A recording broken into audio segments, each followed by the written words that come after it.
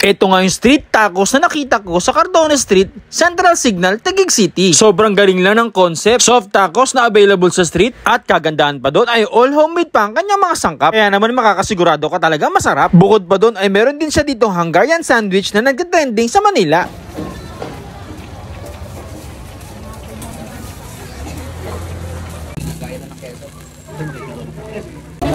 Boss, ganyan talaga yung serving nyo? Opo. Napakadami pala, no?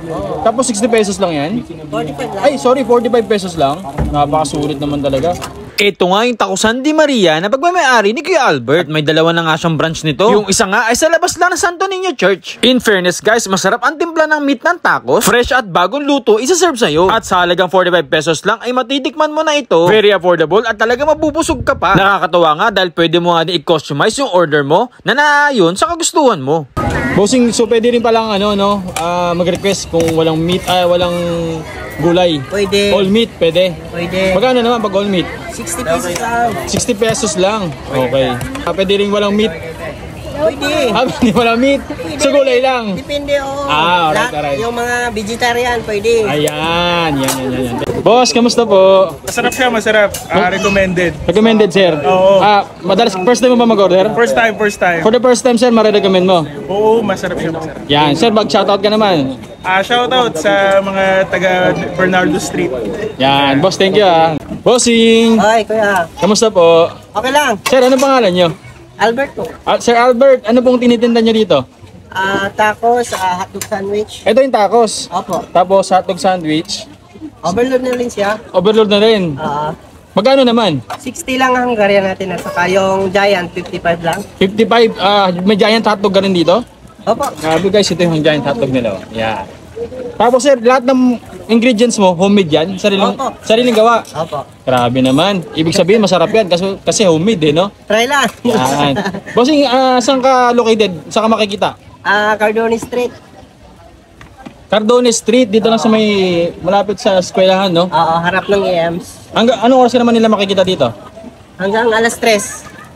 Alas 3 ng hapon hanggang... Mula alas 3 hanggang maubos na. Hanggang maubos? Oo. Ito yung ginagamit mong meatball? Ito yung sarili mong timpla? Sariling timpla. Yan, grabe yan. Tapos may gulay ka din, no? Opo. Yan. Sige bossing, order ako ha. Sige. O isang tacos saka isang hotdog. Yan.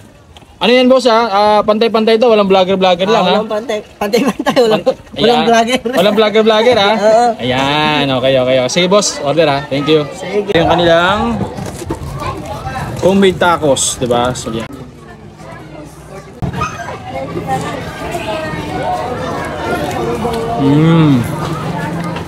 Napakasarap. Mainit-init pa. Tapos fresh talaga nilang isa-serve to sa'yo. Kasi lahat nito made to order. Diba? The best. At ang agandaan nito guys, pwede ka mag-request ng all meat or pwede rin veggies lang or pwede rin veggies with meat. Diba? 45 pesos lang meron ka ng homemade at napakasarap na street style tacos.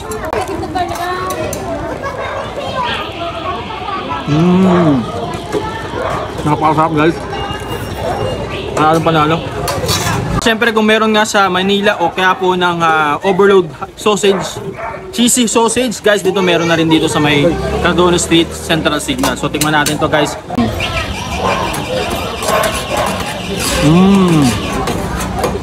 Guys, ang sarap na ang sausage nito. One more.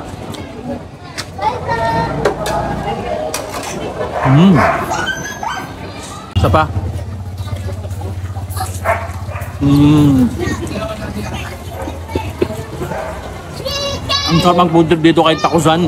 Kasi kompleto na siya, meron siyang tacos, meron siyang overload sausage, di ba? May nachos pa siya, may nachos. At meron din pala siyang nachos dito, guys. Sulit na sulit at solid ng food trip nila dito. Alam pala. Kaya guys, kung nasa Taguig ka at batayo ka dito sa may Cardones Street o malapit sa eskwelahan ng EMS Elementary School, guys, dayuin nyo to, Takusan. Every 3 PM siya nandito hanggang maubos yun. Monday to Friday, panalo. Tara, kain tayo.